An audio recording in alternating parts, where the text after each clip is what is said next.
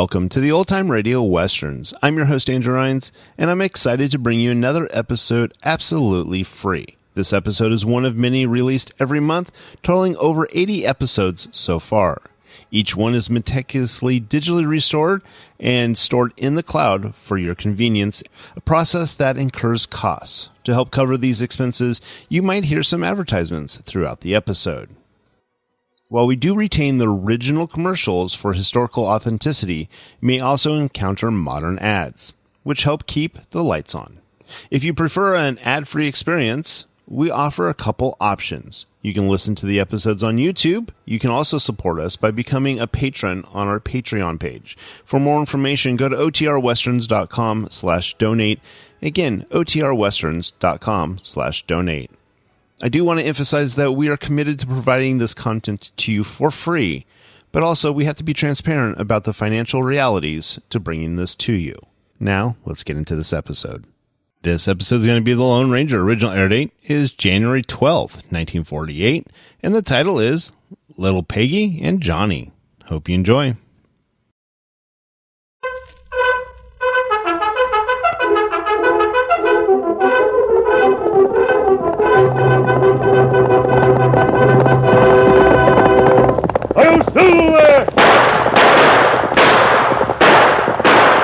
A fiery horse with the speed of light, a cloud of dust, and a hearty hi-yo, Silver, the Lone Ranger.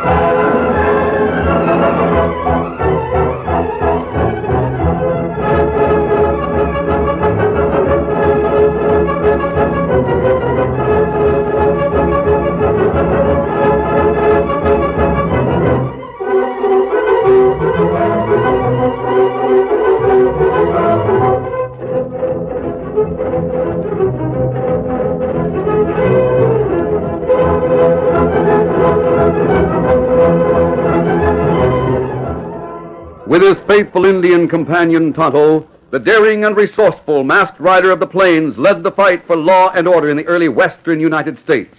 Nowhere in the pages of history can one find a greater champion of justice.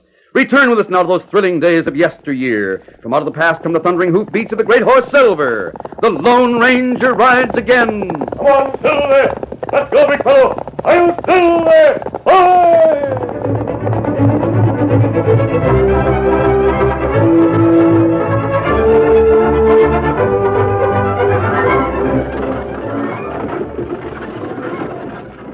The stage from the east bumped and swayed along the trail toward Fort Tarrant.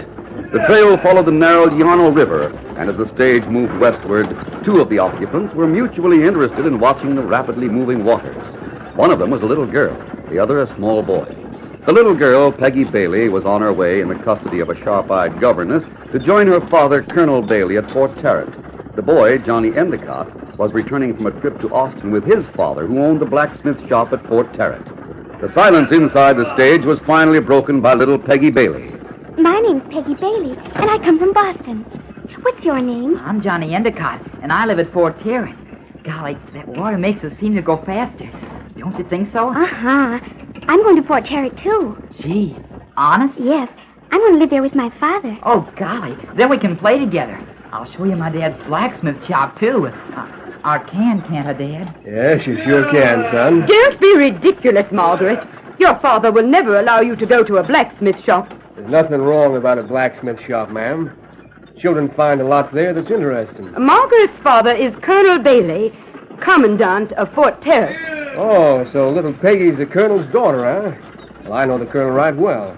Do all his horses for him. I'm sure you do, my good man. But Colonel Bailey isn't the type of gentleman who'd allow his daughter to run with the child of a blacksmith. What? Out here, ma'am, one man's as good as another. The colonel's right fond of my boy, Johnny. And I'm fond of you, Peggy. But I don't think I like it. Easy, son. Lady isn't used to the West yet. People are the same wherever one goes.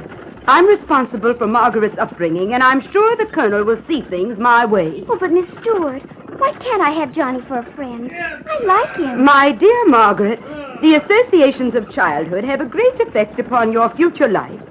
I always make it a point to see that Now, you listen, do... ma'am, I think you've said about enough.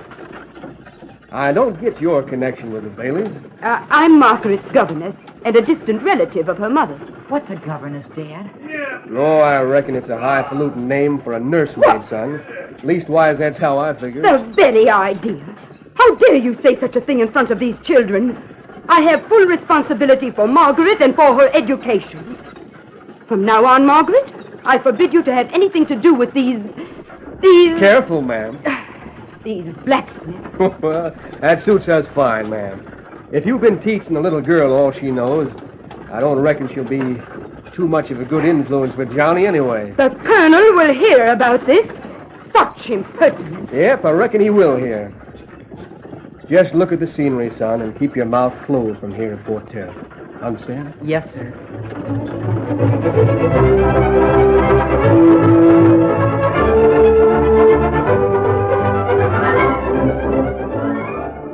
Later, when the stage arrived at Fort Tarrant, Tom Endicott took his son to their small cottage near the blacksmith shop. Miss Stewart and Peggy went to the colonel's home, where the governess was discussing the trip with the colonel. It was a dreadful trip, Colonel, dreadful. I never would have undertaken it if you hadn't been so insistent. I had a good time, Daddy. Oh, the trip was wonderful, honest. Quite a difference of opinion here, Miss Stewart. You seem to have stood the trip fairly well from all appearances. Colonel Bailey, this is absolutely no place for a sensitive and delicate child like Margaret. I hope you'll consider allowing us to return to Boston at the earliest opportunity. I appreciate all you've done for Peggy since her mother passed away. But if you feel this country's too much for you, Now, after all I have done, you're suggesting that you no longer need me. Is that it? Well, now, see here, I haven't said any such thing. You're a regular member of the family, you know that. Well, Cousin Ethel always considered me as such. Of course. And my wife would want you to be with Peggy. Well, then, I'll try to like it here. But there is one thing I must insist upon, Colonel. And what is that? That I have full charge of the child, as in the past. Of course, Miss Stewart. What you say goes. I'm pretty busy anyway, Oh, but so... Daddy, Miss Stewart says I can't see Johnny anymore, and I like him. Johnny? Who's Johnny? Margaret is referring to a rather unmannerly little boy we were forced to meet on the stage. I believe he's the son of your blacksmith here. Oh, Johnny Endicott. Oh, yes, that's the one, Daddy. Cousin Ethel's child must not associate with the son of a blacksmith. I've forbidden her to do so. Come, Margaret, it's time for bed. Now, see here, Miss Stewart. Let's not discuss the matter in front of Margaret, Colonel. Come, child, go to bed. Well, she'll get over that in a couple of days. I hope.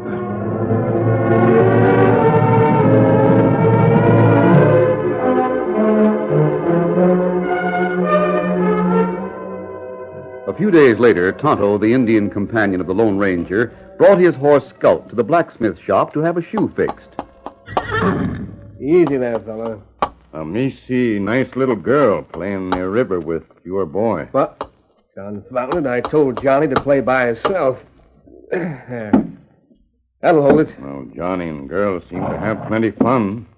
Why you tell him not to play with her? Oh, it isn't that I mind. Peggy's a nice little girl. But the woman who takes care of her up at the colonel's house don't think the son of a blacksmith is fit company. Yeah, there'll be a ruckus when she finds out they are together. Oh, that's not good for a woman to say that. Blacksmith plenty important.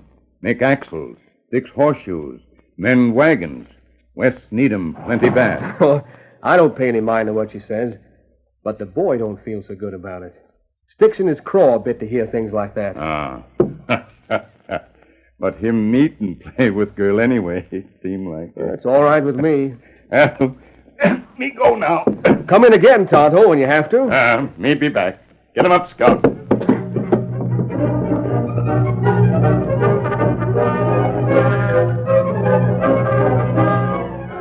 A short time later, in their camp in the hills, Tonto told the Lone Ranger about little Peggy and Johnny and what he had heard. I'm sure Colonel Bailey doesn't feel that way about it.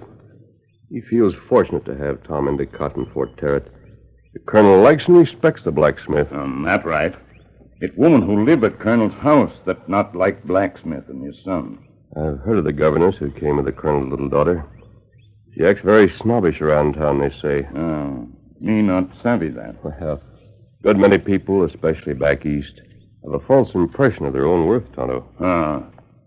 Colonel Lee with many men for trip to Fort Lancaster. Him be wait 2 weeks, maybe. Strange. He should leave right now when the Indians are known to be restless. A small incident could start them on the warpath. That right. We'll camp here until after the colonel and his men return, in case something does start. How many men are at the garrison, do you know, Tonto? Well, blacksmiths say there may be 24, maybe less. I see. Far too few if there's an uprising. Well, we'll hope that nothing happens to arouse the Indians, at least until after the colonel and the soldiers with him return.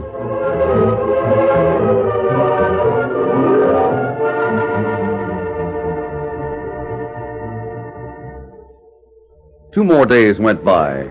It was afternoon before Peggy had the chance to get away from the sharp-eyed Miss Stewart and head for the secret spot near the river where Peggy and Johnny played. The two children stood on the riverbank throwing stones into the water. There. See, Johnny? I can't too throw as far as you. Oh, that wasn't far. Watch this one. Golly, that really did go far. You have awful strong arms, Johnny. Sure. That's from helping Dad at the blacksmith shop. Why don't Miss Stewart like blacksmiths, Peggy? Oh, she says genteel folks don't work with their hands. But if nobody worked with their hands, how would folks get things done? Somebody has to fix things and build things and grow food and all. That's what Daddy says, too. You know, someday I'll... Oh, Johnny, look! Over there across the river. Oh, gosh, Indians. Get down quick. I'm scared. Maybe they'll scalp us if they see us. They have to cross the river first to get to us, but they won't see us. Gee. Look, I see 3 of them going along the trail over there. Somebody shot one of them. Johnny, I'm awful scared. Oh, don't be a sissy cat. I'll take care of you. Come on, creep back into the brush. Then we'll take our secret path and run back to the fort. Oh, can't we just hide in the brush a while? Nope. Dad said if somebody did anything to an Indian while your father's away, all the Indians might go on the warpath. What's that mean? It means they go around killing people, and they'll attack the fort. Come on, we have to tell Dad right away.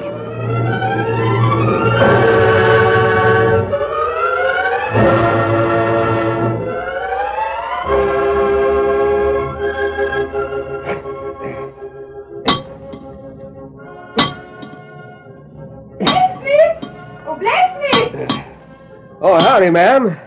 Come on in if you want to talk to me. Ridiculous. I wouldn't set foot in such an awful smelly place. Well, suit yourself, ma'am. I don't mind stepping to the doorway. What's on your mind this afternoon? Where is Margaret? Margaret?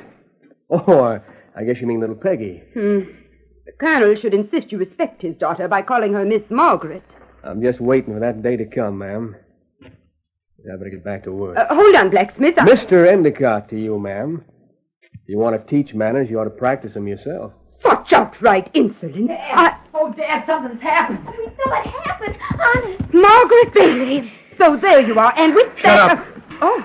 Now, son, what is it? Tell me. Indians, Dad. Somebody shot one. We saw him fall, and the others with him were yelling like they were awful mad. We ran all the way back from the river to tell you. You? Down by the river with this boy? When the Colonel gets back, I'm going to... You might not be here when the Colonel gets back, ma'am. Just what do you mean by that? I mean the Indians will attack as sure as shooting. They might take the fort. All of you get into the stockade. I'll warn the others and notify the garrison. Nonsense! This boy is making up tall tales and teaching Margaret to do the same. Oh, no, Miss Stewart. Honest, we My really boy thought... don't lie, ma'am. I'll get to the stockade and hurry. I'll do no such thing. I'm taking Margaret and Heavens. What's that? Indians coming to attack. We gotta make it to the stockade or we'll all be killed.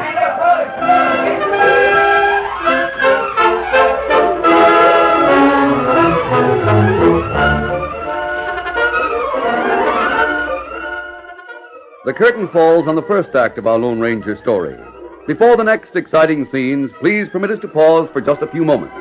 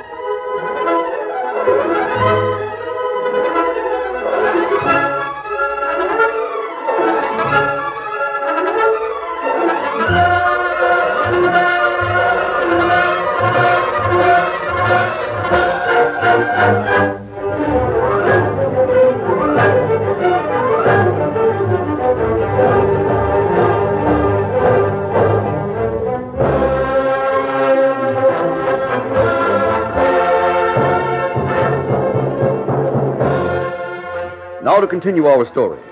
Within a few minutes, Tom Endicott, with Miss Stewart and the two children, reached the protecting enclosure of the stockade, along with most of the other townspeople, just as the great gates were swung closed. Meantime, Tonto rode into the Lone Ranger's camp with the news. Oh, Scott. Whoa. What's the trouble, Tonto? Kimatabi. Indians on warpath. Them attacking stockade at fort. Burn buildings outside stockade. Kill some people who will not go inside. They were ready and waiting for something to set them off. Ride to Fort Lancaster, Tonto. Perhaps you'll meet Colonel Bailey and his troops coming back. Help isn't brought soon. The Indians have a good chance of taking the stockade. Hurry, get the troops here as fast as you can. Me get them. And what you do? I'm going to try to get through to the stockade. Perhaps I can be of help there. Get going, Tonto. Get them up, Scout. Here's Silver. Big fella. One, Silver!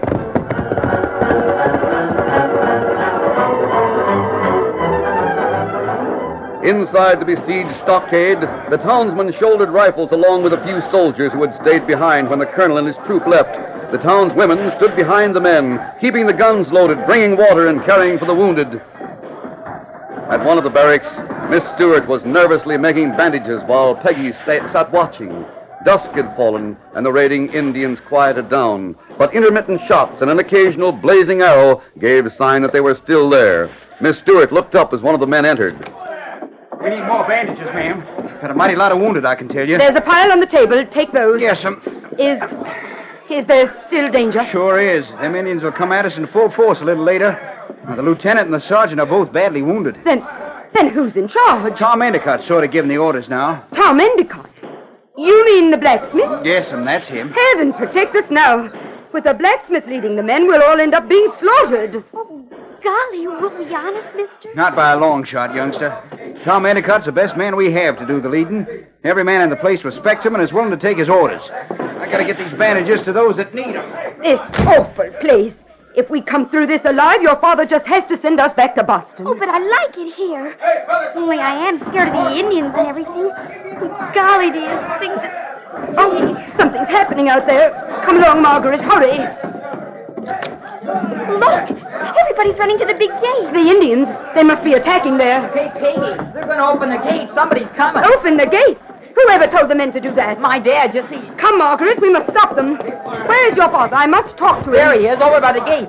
See? He'll have us all massacred. They must not open those gates except for the colonel and his troops. Don't open those gates. I forbid it in the name of Colonel Bailey. Shut up. What? All right, men, swing him open. And keep him covered as he rides in. Hurry now. Easy, steady, big fella. Now, close him, quick. Swing the gates closed. Hurry, I'll help with that gate. Sure are glad to see you, mister. It's a good thing our men spotted you galloping this way. Say, you're hurt. It's all right. A bullet just nicked the top of my ear. I'm glad it's not serious. How do things look out there? Bad, Tom, very bad. The Indians must have been gathering for days. There are hundreds of them. Otto went to warn the colonel at Fort Lancaster. Who is this masked man?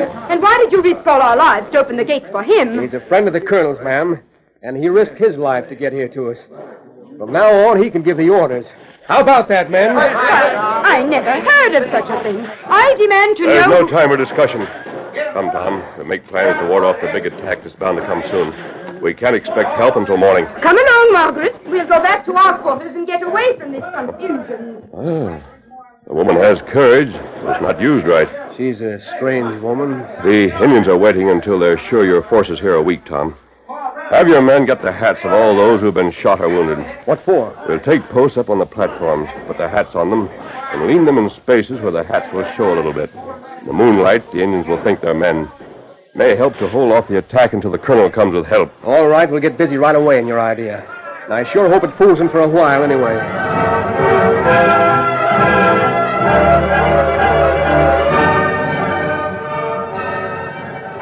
As the night wore on, scattered bands of Indians continued to fire upon the stockade, and the people were kept busy putting out small fires that were started from time to time by blazing arrows. There's water over there! There's a blaze on the roof of the stable!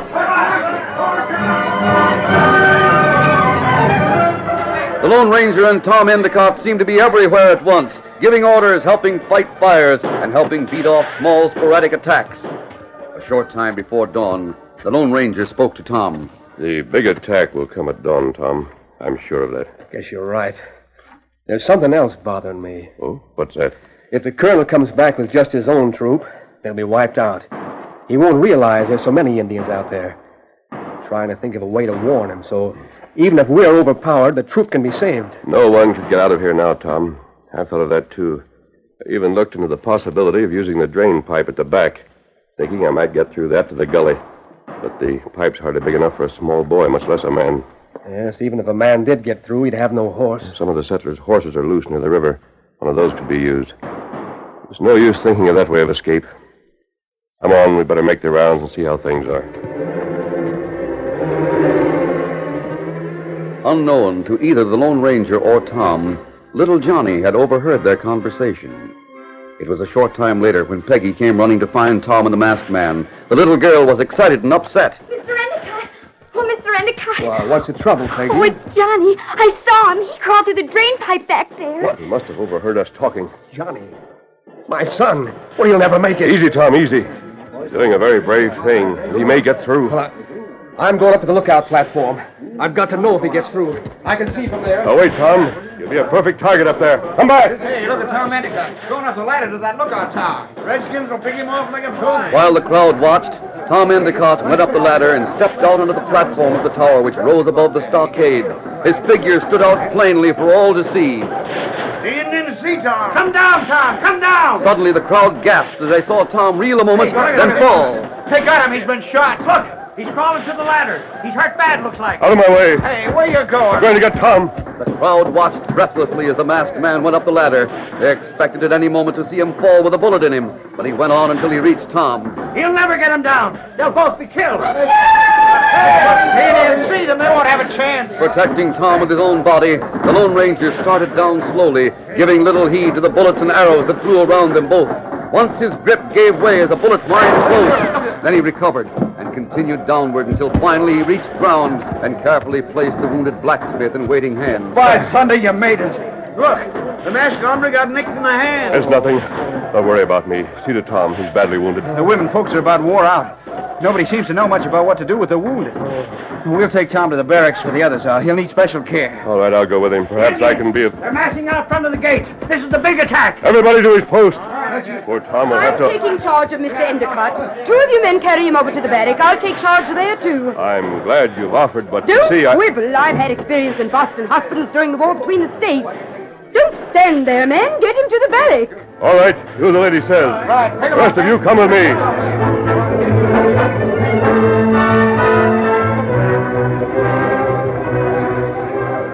While the Lone Ranger and every available man went to defend the gates from the onslaught they knew was beginning, Miss Stewart followed the two men who carried Tom.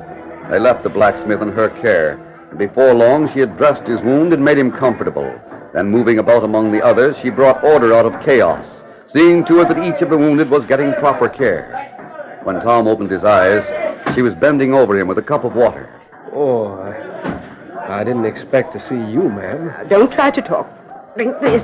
Oh. Thanks. I got it kind of bad. Guess from the noise, the big attack has come. Yes, I guess it has. The Indians are trying to break in the gates. Aren't you scared, ma'am? I was. I'm not now. Peggy is sitting over there, and I want her to be brave. Brave like you, and the masked man, and your little son. Gee, ma'am, if this is the end for us, I want you to know something. I think you're about the bravest woman I ever did come across. I'm glad to have you think so, Tom. Tom? You call me Tom? Yes, a blacksmith. And a very brave gentleman. One I'm proud to know. We lived as enemies. At least we can die as friends, can't we? Yes, I reckon we can. That bugle, did you hear? And listen to that fighting. The troops and the colonel, they've come. I leave you now, Mr. Endicott. Others need my attention.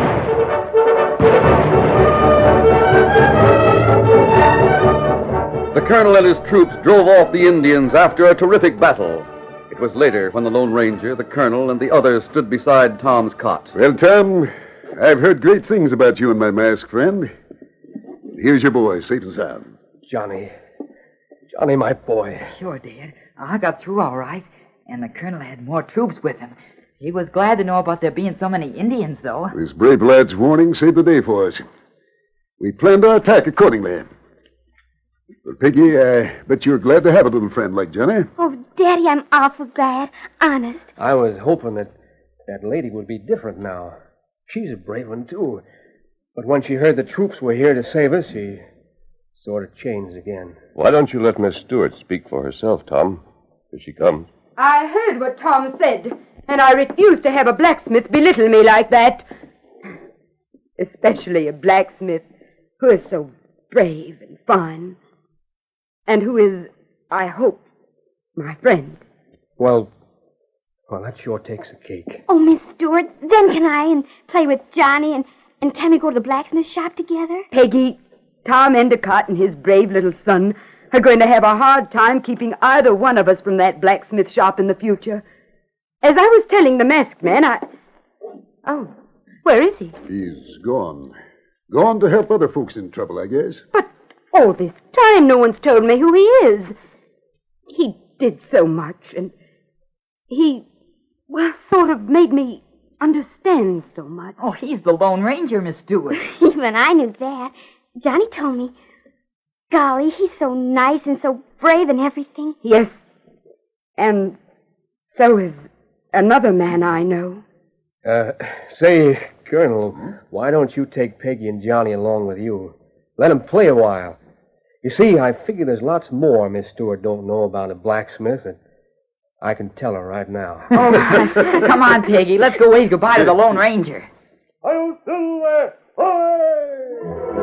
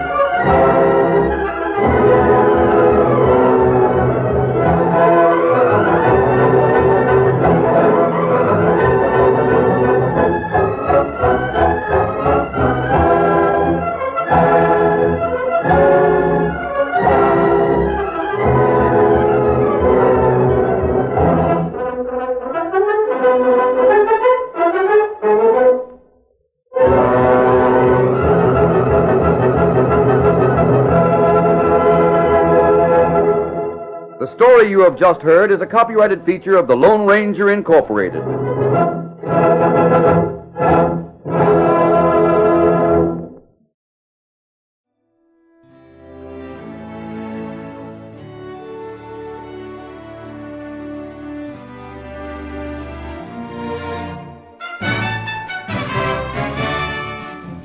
This has been a presentation of OTRWesterns.com, and we hope you enjoyed. Please take some time to like and rate our shows in your favorite podcast application. Follow us on Facebook by going to OTRWesterns.com/Facebook. Subscribe to our YouTube channel by going to OTRWesterns.com/YouTube. And send us an email, podcast@OTRWesterns.com. You can call and leave us a voicemail, 707-986-8739. This episode is copyright under the Attribution Non-Commercial Share-alike copyright. For more information, go to OTRWesterns.com/copyright. Have a great day, and thanks for listening.